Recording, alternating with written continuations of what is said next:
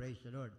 Puri po ang ating mahal na Panginoon at tayo po ay dadako na po sa pag-aaral po ng banal na salita ng ating mahal na Panginoon. Hallelujah. Praise the Lord.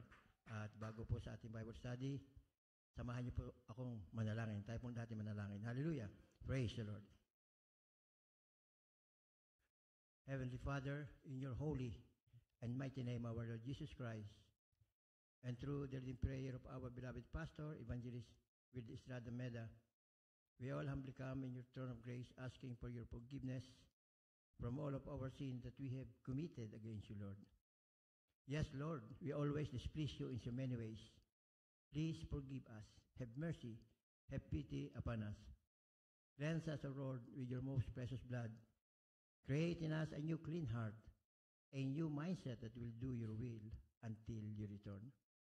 Heavenly Father, we ask you to be with us, to bless and anoint your holy word that we are going to share in this Bible study. Be with us and guide us. Be in our midst. We can do nothing without you, Lord. Heavenly Father, I ask you also to bless and anoint every single word that will come out from my lips, and let it be a blessing to each and every one of us. Open, Lord, our spiritual eyes to see and our ear to hear. Hallelujah. Praise the Lord. Give us all wisdom to comprehend and understand your holy word. This is we pray in your holy and mighty name, our Lord Jesus Christ. And through the prayer of our beloved pastor, we bind and rebuke all power of darkness, doubts, unbeliefs, hindrances, distraction, cast out in Jesus' name. Amen, amen. Hallelujah. Praise the Lord.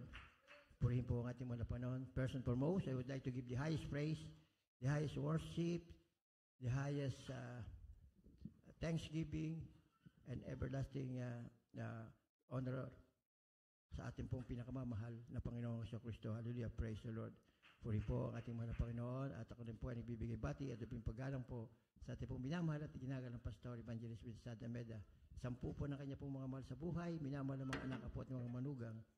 Lagi rin po nating inaalala mga turo at aral ng ating ginagalang beloved Assistant Pastor Lina C. Almeida. At sa inyo po lahat, minamahal mga kapatiran, magandang hapon na po sa inyo lahat. Pagpalain po kayo lahat ng ating mga Panginoon ng pagpapalang material, physical, tigit-salat po, spiritual na pagpapala. And to all birthday celebrants for the month of December, God bless you all po with long life, good health, and spiritual blessing. At just also to greet our visitors and guests, beloved Sister Carol Alfonso from Canada Outreach, Prince Ramirez from San Diego, California, and mga anak ni beloved Carol Alfonso, Princess Navarro, Vince Navarro, Sherin Gian Navarro, at Zachary Vin Navarro. Mga kapatiran po natin ito, taga Edmonton, Canada. Purihin po ang ating mga Panginoon. It's blessed, we are blessed sa inyong pagbisita po sa amin dito sa LA. Hallelujah, praise the Lord. At sa ating po mga webcast viewers, God bless you all din po for being with us, to glorify, to honor, to praise, to worship our Lord Jesus Christ through viewing our webcast live. Hallelujah, praise the Lord. Tayo po ay tuloy-tuloy na po sa ating pong banal na gawain at dadako po tayo sa ating pong pag-aaral ng banal na salita. Pamagatan po natin ang ating pag-aaralan, difficult truth, mahirap na katotohanan. Ang mundo ay humahanga sa numbers o sa mga numero. Layunin ng mga negosyo na tumaas ang kanilang mga benta o kanilang mga sales o kanilang mga kinikita at lupon ng mga namimili, mga parokyano nila, and even ng mga politiko ay nagagawan para sa mas maraming taga-suporta. Ganoon din po ang mga simbahan o panambahan ay patuloy na nais lumago ang pagdalo o ang mga dumadalo. Ngunit ang mahal na Panginoon kailanman ay hindi humahanga o napahanga sa mga taong sumusunod sa Kanya dahil alam niya kung ano ang nasa kanilang mga puso. Hallelujah, praise the Lord. Alam ng mga mahal na Panginoon kung sino talaga ang seryoso sa paglapit sa Kanya at alam din niya kung sino yung mga hindi seryoso sa paglapit sa Kanya para bang pakitang tao lamang. Hallelujah, praise the Lord. Atin pong basahin po ang unang versikulo sa John 6:64 to 66. Hallelujah. Praise the Lord. From the book of John chapter 6, verse 64 to 66, "But there are some of you that believe not, for Jesus knew from the beginning who they were that believed not, and who should betray him. And he said, Therefore said I unto you, that no man can come unto me, except it were given unto me him of my Father. From that time many of his disciples went back, and walked no more with him." Amen. Amen. Tagalog po. Sa Juan talatang 6, versikulo 64 hanggang 36. 64. Datapwat may ilan sa inyong hindi nagsisiyampalataya sapagkat talastas na ni Jesus buhat pa ng una kung sino-sino ang hindi nagsisiyampalataya at kung sino sa kanya'y nagkakaluno. 65 at sinabi niya, dahil dito sinabi ko sa inyo na walang taong makalalapit sa akin maliban na ipagkaloob sa kanya ng Ama. 66. Dahil dito marami sa kanyang mga alagad ay nagsisitalikod at hindi na nagsisasama sa kanya. Amen. Amen. Purihin po ang banal na salita ng ating mahal na Panginoon. God bless you po, beloved preachers, for reading the Holy Word of our loving God. Ating pong palakpakan ng isang palakpak po ang ating pong pinakamamahal na Panginoon. Hallelujah. Praise the Lord. Ang mga pangyayaring ito sa talatang ating binasa ay naganap matapos ang mga mahimalang pinakain ng mahal na Panginoon ng maraming tao. Dahil dito, mas maraming tao ang nagbigay pansin sa Kanya. Ngunit nang sabihin niya ang ilang mahihirap na katotohanan, marami rin ang mabilis na tumalikod sa Kanya. Hallelujah. Praise the Lord. Sinasabi sa kanila ng mahal na Panginoong Jesucristo na huwag siyang hanapin para sa pakinabang sa buhay na ito, kundi lumapit sa Kanya para sa buhay na walang hanggan. Kasi karaniwan, nangyayari sa atin ay na lumalapit lang tayo sa banal na gawain kapag tayo po ay may kailangan na nasa ilalim ng pagdurusa. Pero tama lamang po na tayo lumapit, ibig sabihin yun ang paraan ng ating mahal na Panginoon para kayo po ay matutong maglingkod sa Kanya at tanggapin siya bilang Diyos at sariling tagapagligtas. At talagang pagka po bukal sa inyong puso at isipan ang pagtanggap po sa ating mahal na Panginoon, nagbautismo kayo sa Kanyang marilag at banal na pangalan, kayo po ay patatawarin sa inyong kasalanan at ikay bibigyan pa ng regalo ng banal na Espiritu na sa buong magiging gabay at patnubay habang ikaw ay naandito sa ibabaw ng lupa upang ituro sa iyo ang gawang mabuti na gawin mo at layuan mo yung masasamang gawa na hindi mo dapat gawin. Hallelujah. Praise the Lord. Kaya po napakahalaga sa atin na tayo dumadalo sa banal na gawain para po siya ipapurihan lamang natin. Totoo po yun. Kaya naman po tayo nagtitipon-tipon dito, lagi ko po ito nababanggit, para ating papurihan, luwalhatiin, sambahin sa Espiritu at katotohanan ng ating wala na pong iba. Subalit, ito ang paraan ng mahal na Panginoon na nagbibigay sa Kanya ng kaligayahan para mapaluguran siya, napapaluguran natin ang ating mahal na Panginoon kapag tayo tumatalima at sumusunod sa Kanyang mga utos. Hallelujah, praise the Lord. Kaya po, ang ating pagsunod sa pamamagitan ng ating pagdalo sa banal na gawain, ito po ay nagiging kaligayahan ng ating mahal na Panginoon. Sinabi nga po sa Psalms 37:4, magpakaligaya ka sa Panginoon at lahat ng iyong nasa ay pagkakaloob sa iyo. So sa makatuwid po, hindi mo na kinakailangan hingin, nakipagpalain. Hindi mo na kinakailangan hingin kung kinaan dito na ikipagaringin sa iyong karamdaman. Basta magpuri ka lang na magpuri. Unahin mo siya at makikita mo, babaguhin ka.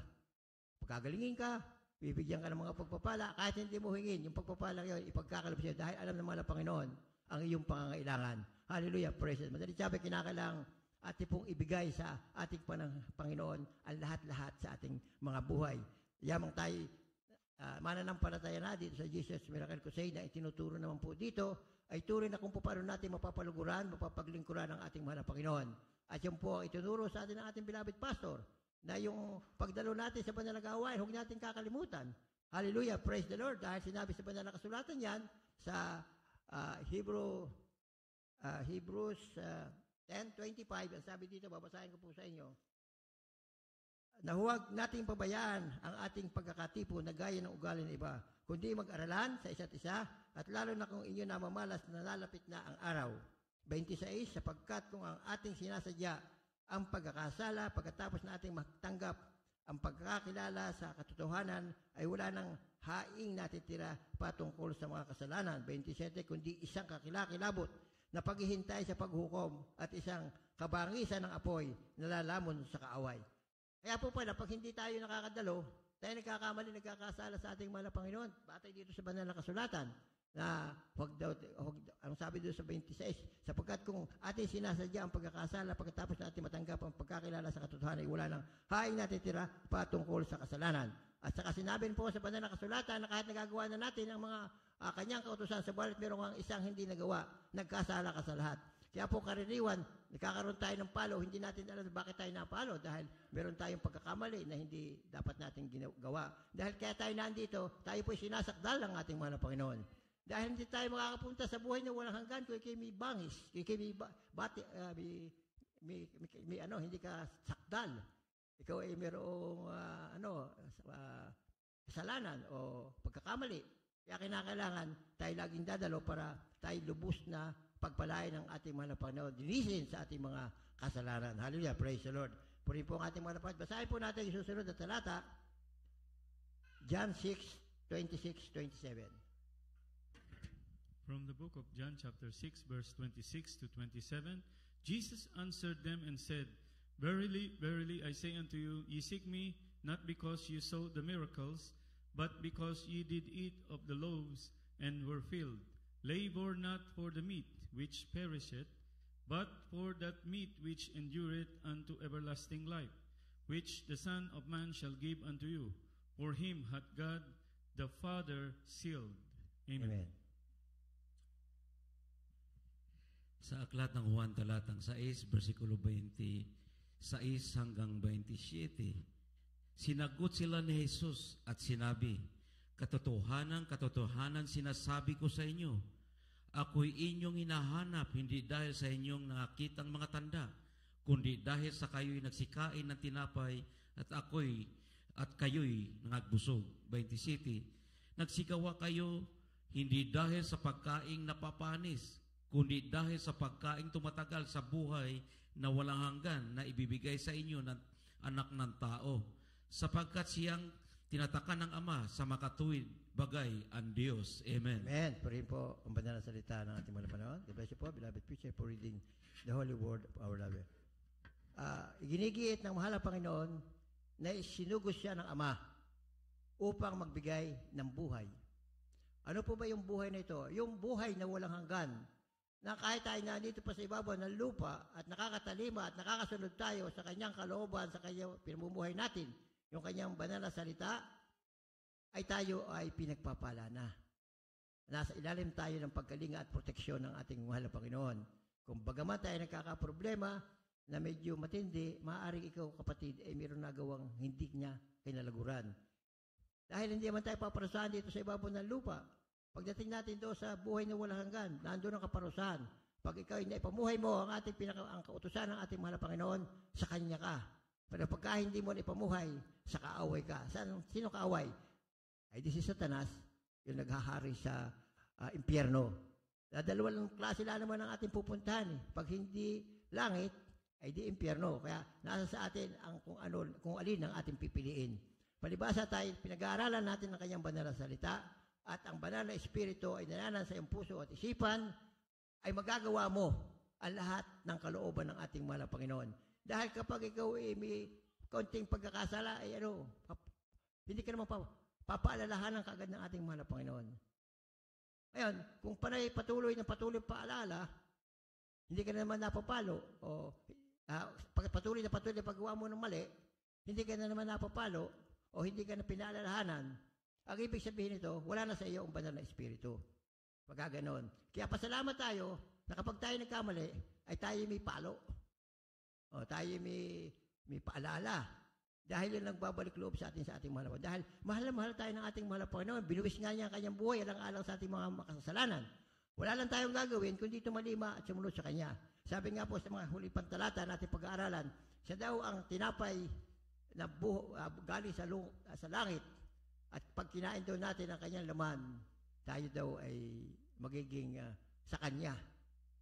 At pag nainom daw natin yung kanyang dugo, yun daw ang ating pong pang-alis ng ating mga uhaw. Yun namang katawan niya, pag kinain natin, yun daw po ang kabusugan sa bawat isa. Masyadong matalinhaga ito. Kaya yung mga ibang Israelita o mga napakinggan ito sinabi niya, nag-aalisan sa kanya, nagtatanungan, bakit yun sabi kakainin ng kanyang katawan at saka iinumin ng kanyang dugo? Hindi sila nagkakaintindihan, hindi na unawaan. Kaya yun ang sinasabi ng mahal na Panginoon na hindi lahat ng pumunta sa kanya ay ang nais ay magkaroon ng buhay na walang hanggan. Kundi ang nais lamang ay yung masaganang buhay dito sa ibabaw ng lupa. Ay ikaw naman ay kahit hindi Kristiyano, pwede kang magkaroon ng masaganang buhay dito sa ibabaw ng lupa. Depende kung paano mo gagawin. Hallelujah, praise the Lord. Pero huwag mong pakakatantuin, huwag mong bigyan ng pansin yung mga pangaraw-araw o buhay natin dito sa ibabaw ng lupa. Dahil ako'y may kakilala, milyonaryo. Lahat nasa kanya, kaya nga sabi ko, ay sinisirang ko. Ay sabi ko sa kanya alam mo, kapatid, tinawag ko ng kapatid in spite na grabe yung panlalait niya, na tayo daw may hirap, ay nasa atin ang karma. Ang mayayaman daw, walang karma. At ang mayayaman, ang mapera, ay siyang hari dito sa ibabaw ng lupa. Ay sagot ko sa kanya, ay paano kung halimbawa matay ka, ano mo kayamanan mo? Ay ba't hindi mo ipamigay sa mga kapamangkin? Ay mayayaman na yung mga kapamangkin. Ayahanin mo ka kung pera mo pagkakadami-dami. Dahil kaya ako sinabi madami, pinadalhan ako ng litrato na nakalatag yung napakaraming pera sa ibabaw ng kanyang kama, siguro mga 1.5 million. Sabi, bakit mo hindi binabangko yan? Bakit lang? Alam mo, ganito, lagi ko nakikita. Tapos sabi ba, hindi to sila nakakarma, ganyan. Alam nyo nangyari, lately lang. Yung mga kinakausap ko sa mga 3 months ago, pero lately lang, last week, alam nyo ang nangyari sa kanya? Palibasa, lagi ko pinapanalangin na sana makilala niya mahal Panginoon. Hipuin ng mahal Panginoon ng kanyang puso. Alam mo nangyari? Niluuban siya, nakuha lahat yung perang iyon. Pati mga mahalagang bahay, papasalamat nga siya. At hindi sa pinatay at hindi ginawan siya ng masama. Dahil magandang babae ito Magandang babae siya. Mataas ang profesyon. Hallelujah, praise the Lord. Edi, sabi niya alam mo, tinawag ko lang ang pangalan ng Diyos mo, si Jesucristo, ay hindi na ako pinakailman. Alam mo, iyan ay karma sa akin. Tapos sabi, sige, pag ako'y napapunta dyan sa LA, dadalo ko dyan sa inyong banal na gawain. Sabi, salamat ang ating mahal na Panginoon. Napakaraming mga kahit dito lang sa ating gawain ito, marami nakakakilala ng ating mahal na Panginoon. Talagang sa panahon ngayon, kahit yung mga ating mga binopost sa Facebook, tapos sa webcast, ay maraming nanonood yan, kahit na ilan. Ay sabi nga ng mga pastor kahit babayad siya ng 1 milyon sa bawat isang kaluluwa na madadala niya sa ating mahal na Panginoon. Ay kahit ka 2 o 3 nanonood yan, ay kung magpapalapit naman sa kanya mahal na Panginoon, hindi tayo pinapagpala, ginagamit ang ating ministeryong ito para may mga tao makakilala kahit pa isa-isa, padala-dalawa. Hallelujah, praise the Lord. Purin po ang ating pong pinakamamahal na Panginoong Jesucristo. Hallelujah, praise. At basahin po natin yung John 6:28 to 36. Hallelujah. Praise the Lord. Book of John chapter 6 verse 28 to 36. Then said unto him, What shall we do, that we might work the works of God? Jesus answered and said unto them, This is the work of God, that ye believe on him whom he hath sent. They said therefore unto him, What sign showest thou then, that we may see and believe thee? What dost thou work? Our fathers did eat manna in the desert, as it is written, He gave them bread from heaven to eat. Then Jesus said unto them, Verily, verily, I say unto you, Moses gave you not the bread from heaven, but my Father giveth you the true bread from heaven. For the bread of God is he which cometh down from heaven, and giveth life unto the world. Then said they unto him, Lord, evermore give us this bread? And Jesus said unto them, I am the bread of life. He that cometh to me shall never hunger, and he that believeth on me shall never thirst. But I said unto you, that ye also have seen me, and believe not. Amen. Sa aklat ng Juan talatang 6, versikulo 28 hanggang 36. 28, sinabi nga nila sa kanya, ano ang kinakailangan naming gawin upang aming magawa ang mga gawa ng Diyos? 29, sumagot si Jesus at sa kanila'y sinabi, ito ang gawa ng Diyos na inyong sampalatayanan, yaong kanyang sinugo. 30, sinabi nga nila sa kanya, ano nga ang iyong ginagawa na pinakatanda upang aming makita at sampalatayanan ka namin? Ano ang ginagawa mo? 31, nagsikain ang aming mga magulang ng mana sa ilang gaya ng nasusulat. Tinapay na galing sa langit ang sa kanlay kanyang pinakain. 32, sinabi nga sa kanila ni Jesus, katotohanan, katotohanan sinasabi ko sa inyo, hindi si Moises ang nagbigay sa inyo ng tinapay na galing sa langit, kundi ang aking Ama na nagbibigay sa inyo ng tunay na tinapay na galing sa langit. 33, sapagkat ang tinapay ng Diyos ay yaong bumaba mula sa langit at nagbibigay buhay sa sanlibutan. 34, sa kanya nga'y kanilang sinabi, Panginoon, bigyan mo kami ng palagi ng tinapay na ito. 35, sa kanila'y sinabi ni Jesus, ako ang tinapay ng kabuhayan. Ang lumalapit sa akin ay hindi nagugutom, at ang sumasampalataya sa akin kailanmay hindi nauuhaw. 36, datapwat sinabi ko sa inyo na nakita ninyo ako, at ngayon may hindi kayo nagsisampalataya. Amen. Amen. Purihin po ba na salita? Minsan po natin palakpakan po ang ating pong pinakamamahal na Panginoon sa Kristo. Hallelujah. Praise the Lord. Siya po ang tinapay ng buhay.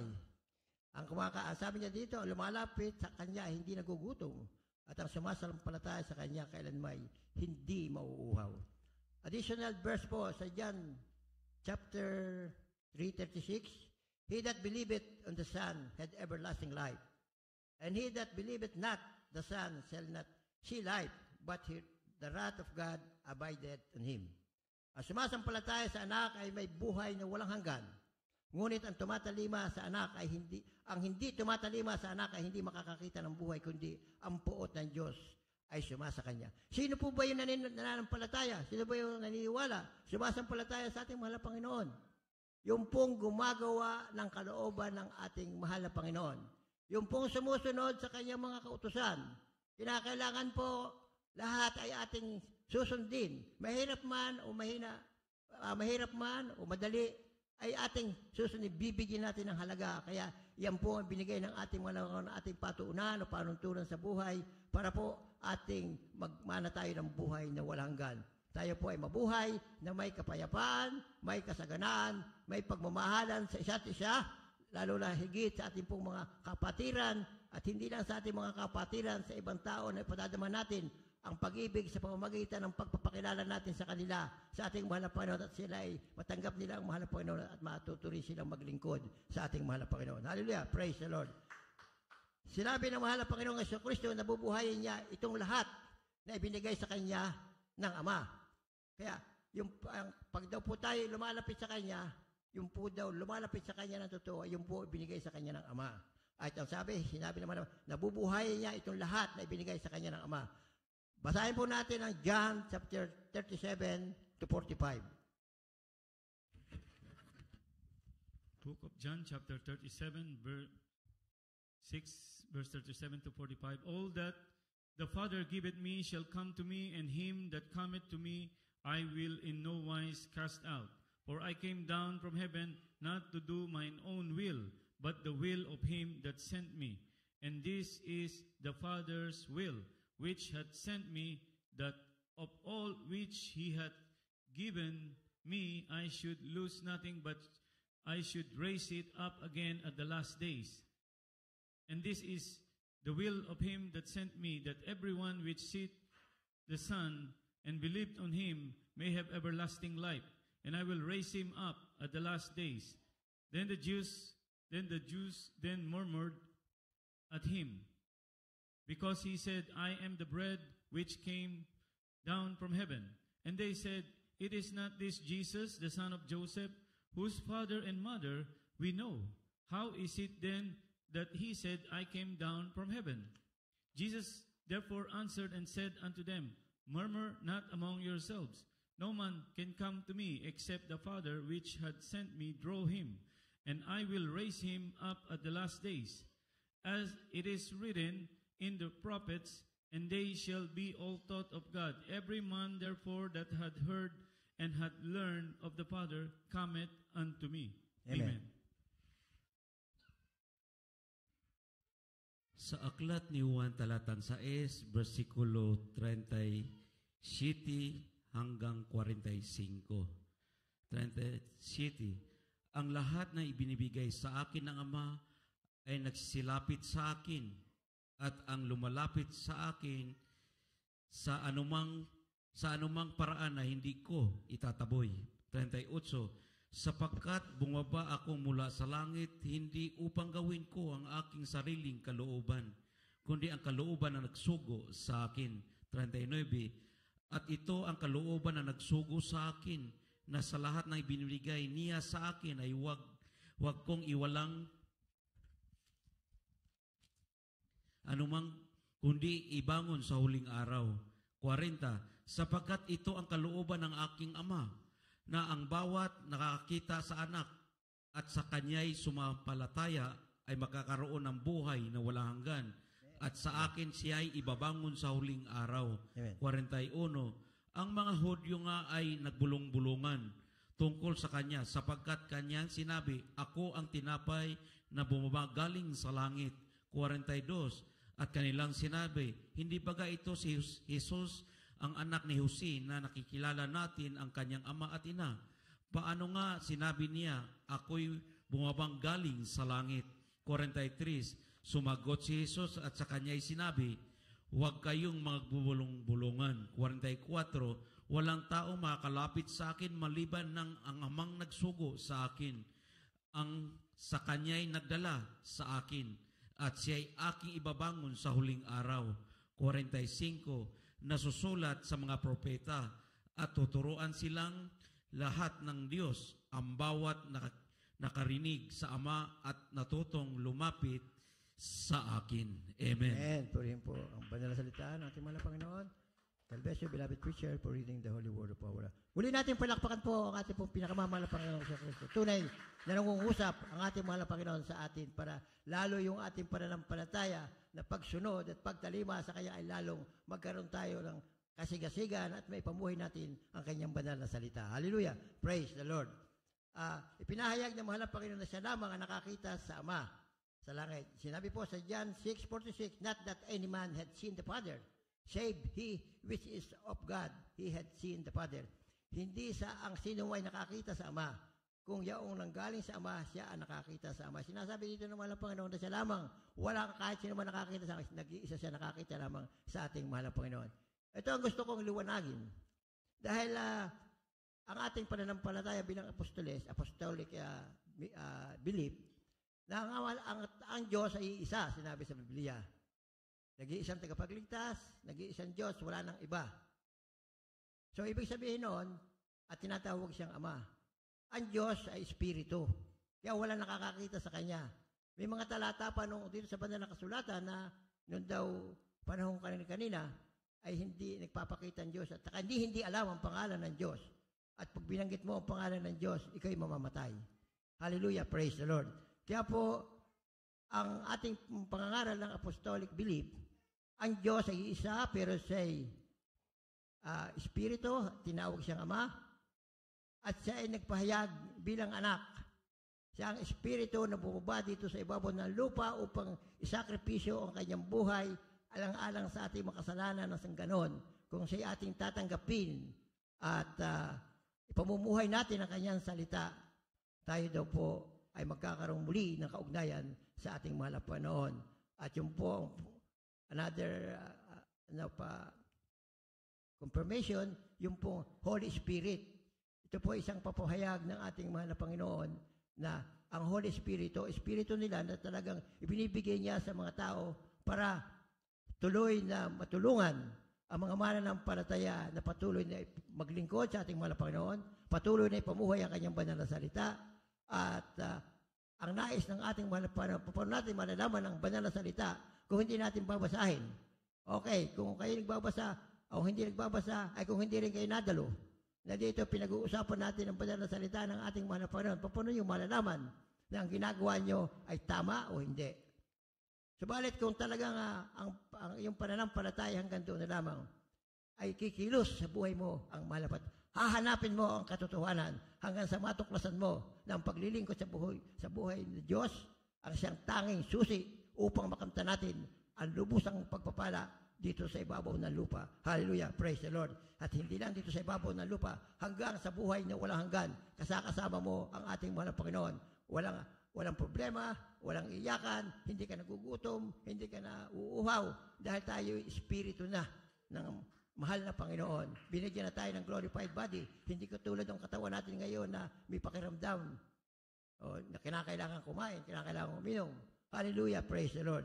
Pagdating natin, isa ang ating isip, isa ang ating gagawin. Wala tayong gagawin kundi magpuri lang at magpuri sa ating mahal na Panginoon. Kaya lagi ito ating gawain, halos nako-cover up ito ng pagpupuri, pag-awit sa mahal na Panginoon. Ito'y practice natin. Pagdating natin doon sa langit, wala tayong gagawin doon, kundi umawit at awitan ng ating mahal na Panginoon. Hallelujah! Praise the Lord. At sinabi ng mahal na Panginoon na ibibigay niya ang kanyang katawan at dugo para sa mga naniniwala sa kanya. Basahin po natin yung John chapter 6, 47 to 55. Second to the last verse. John chapter 6, verse 46 to 55. 47 to 55. Verily, verily, I say unto you, he that believeth on me hath everlasting life. I am that bread of life. Your fathers did eat manna in the wilderness, and are dead. This is the bread which cometh down from heaven, that a man may eat thereof, and not die. I am the living bread, which came down from heaven. If any man eat of this bread, he shall live forever. And Amen. the bread that I will give is my flesh, which I will give for the life of the world. The Jews therefore strove among themselves, saying, How can this man give us his flesh to eat? Then Jesus said unto them, Verily, verily, I say unto you, except ye eat the flesh of the Son of Man, and drink his blood, ye have no life in you. Whoso eateth my flesh and drinketh my blood hath eternal life, and I will raise him up at the last days. For my flesh is meat indeed, and my blood is drink indeed. Amen. Sa aklat ni Juan talatan 6 versikulo 47 hanggang 55. 47. Katotohanan sinasabi ko sa inyo, ang sumampalataya ay may buhay na walang hanggan. 48. Ako ang tinapay ng kabuhayan. 49. Nagsikain ang inyong mga magulang ng mana sa ilang at sila'y nakangmatay. 50. Ito ang tinapay na bumaba galing sa langit upang ang taong makakain ay huwag mamatay. 51. Ang tinapay na buhay ay bumaba galing sa langit. Kung ang sinumay kumain ng tinapay na ito ay siya'y mabubuhay magpakailanman. Amen. Oo, at ang tinapay na aking ibibigay ay aking laman sa ikabubuhay ng sanlibutan. 52. Ang mga Hudyo ay nangagtatalo na nangagsasabi, paano maipapakain sa atin ang taong ito ang kanyang laman? 53. Sinabi nga sa kanila ni Jesus, katotohanan sinasabi ko sa inyo, maliban na nga ng inyong kainin ang laman ng anak ng tao at inumin ang kanyang dugo, ay wala kayong buhay sa inyong sarili. 54. Ang kumain ng aking laman at uminom ng aking dugo ay may buhay na walang hanggan, at siya ay aking ibabangon sa huling araw. 55. Sapagkat ang aking laman ay tunay na pagkain at ang aking dugo ay tunay na inumin. Amen. Amen. Praise the Lord. Purihin po ang ating mga muli natin palakpakan po ang ating pong pinakamamahal na Panginoong Yesu Cristo. Hallelujah. Praise the Lord. God bless you po, beloved preachers, for reading the holy word of our loving God. Hallelujah, praise the Lord. Kaya hindi naman po ibig sabihin sa mga binasa natin, hindi tayo mamamatay. Pagka dumating yung taktong oras natin na hindi pa nabalik ang mahal na Panginoon, ay dadanas din tayo ng kamatayan. Pero ang pinakamahalaga nito, pag namatay ang isang Kristiyano na mananampalataya, pagdating niya doon sa buhay na walang hanggan, kasama na siya ng Diyos. Hallelujah, praise the Lord. Subalit kung hindi mo pinamumuhay ang kanyang banal na salita, at ikaw ay kinuha na ng mahal na Panginoon, ay sigurado, diretso ko na sa impyerno. Hallelujah, praise the Lord. Kaya po napakahalaga ang ating paglilingkod. Subalit, kung dadating, kaabutin tayo ng rapture, yung pagbabalik ng ating mahal na Panginoon upang kunin ang kanyang mga banal, yung makikipagkita sa alapap, kukunin niya in the twinkling of an eye. Magkakaroon tayo ng glorified body at makikipagkita tayo sa ating mahal na Panginoon at tayo magpabubuhay sa kailan paman. Subalit yung mga maiiwan na hindi tumatalima sa utos ng ating mahal na Panginoon, hindi ginagawa ang kalooban ng ating mahal na Panginoon. Katakot-takot na hirap ang kanilang dadarasin dito sa ibabaw ng lupa dahil yung 7 years of pagpapahirap sa kanila. Hindi ka pwedeng hindi magpapatatak ng 666. Dahil pag hindi ka nagpatatak ng 666, hindi ka makakabili na yung pagkain. At pag hindi ka nagpatatak, puputulan ka pa ng pupugutan ka ng ulo. Ay bago ka naman pugutan ng ulo, katakot-takot na pahirap ang gagawin muna sa iyo. Ito-torture ka ng gusto bago ka pugutan ng ulo. Pero palibasa, tayo mga Kristiyan, pwedeng may maiwan sa atin. Ay di ang gagawin na lamang ninyo para kayo makasama rin sa buhay na walang hanggan, ay paputol na kayo ng ulo. Pero ang isang mahirap nito, ay tayo may pamilya, may mga anak tayong maliliit na pinakakain. Ano ba kasama natin? Di mag-uubliga ka magpatutak ng 666 para makabili ka ng pagkain, mabuhay ka ng ayos. Ay doon iwala ng Diyos. Ang Diyos doon si Satanas na. At sinasabi rin sa banal na kasulatan, bibihira ang maliligtas, pero may maliligtas na mga lipi ni Jacob, yung 12 anak niya na may mabubuhay, makakaligtas na tig 10,000, yes, 10,000 dahil 120,000 lamang ang maliligtas sa tribulation yon. Hallelujah, praise the Lord. Pero huwag na natin intayin na umabot sa atin sa tribulation. Ngayon pa man ay tayo ay magpatuloy na maglingkod sa ating mahal na Panginoon. Ipamuhay natin ang kanyang banal na salita para tayo ay may kasigurunan na pagdating ng ating mahal na Panginoon, kung hindi man naabutin ang pagdating ng mahal, tayo pupunta sa kalangitan kasama ang ating mahal na Panginoon. Hallelujah, pray. Sinabi ng mahal na Panginoong Jesucristo na ang tatanggap lamang sa Kanya ang magkakaroon ng buhay na walang hanggan. So kung hindi natin tatanggapin ang ating mahal na Panginoong Jesucristo bilang Diyos at sariling tagapagligtas, at mananiwala at mananampalataya sa Kanya, ay wala kang kaligtasan. At sinabi pa rin nga sa banal na kasulatan, sa John 1:12, na kapag tayo naniwala sa ating mahal na Panginoon, pinamuhay ang Kanyang banal na may karapatan tayong tawaging anak ng Diyos. Hindi po maaalis yun. Yun ay pinangako, sinabi ng ating mahal na Panginoon. Hallelujah, praise the Lord. Kaya tayo pinagpala, kung ating nakilala ang ating mahal na Panginoon, pinamumuhay ang ating banal na salita, kapatid, isa ka sa kukuhanin ng ating mahal na Panginoon na kasama niya sa buhay na walang hanggan. Basahin po natin ang kapatang verse, John 6:56-58. Maganda na po ang mga awit. John 6:56-58. He that eateth my flesh and drinketh my blood dwelleth in me, and I in him. As the living Father hath sent me, and I live by the Father, so he that eateth me, even he shall live by me. This is that bread which came down from heaven, not as your fathers did eat manna, and are dead. He that eateth of this bread shall live forever. Amen. Sa aklat ni Juan talatang 6, versikulo 36 hanggang 38. 56, ang kumain ng aking laman at umiinom ng aking dugo ay mananahan sa akin at ako'y sa kanya. 57, kung paano sinugo ako ng amang buhay at ako'y nabubuhay dahil sa Ama, gayon din naman ang kumakain sa akin, siya na may mabubuhay dahil sa akin. 58, ito ang tinapay na bumaba galing sa langit, hindi gaya ng mga magulang na nasikain at nangagmatay. ang kumakain ng tinapay na ito ay mabubuhay magpakailanman. Amen. Amen. Purihin po ang banal na salita ng ating muli natin palakpakan po ang ating pong pinakamamahal na Panginoong Kristo sa mensahe niya sa bawat isa. Hallelujah. Praise the Lord. Naway tumanim sa mga puso at isipan natin ang ating pagtalima, pagsasampalataya sa ating mananampalataya po ay magmana ng buhay na walang hanggan. Sa pinakadiwa, ang mahal na Panginoon ay nag-aangkin na siya ang Diyos at ang tanging daan patungo sa kaligtasan. Ngunit sa John 6:6, ang talatang ito ay nagsasabing marami sa kanyang mga alagad ay umaatras o lumalayo. Bilang resulta ng mapaghamong mensahe ito, nakikita natin ang parehong kababalaghan ngayon na maraming tao ang naaakit sa mahal na Panginoon dahil gusto nila ang mas magandang buhay, ngunit mabilis mapaliw dahil sa kanyang eksklusibong pangangkin ng katotohanan na tila nakakasakit. Hallelujah, praise the Lord. Tunay nga po na may pumuhay mo ang salita na mahirap dahil nandito tayo sa lupa, nandito tayo sa kamunduhan. Kabaligtaran ang ating gagawin sa ginagawa ng kamunduhan. Isang maliit na kautusan niya na hindi natin magawa, nagkakasala tayo sa lahat.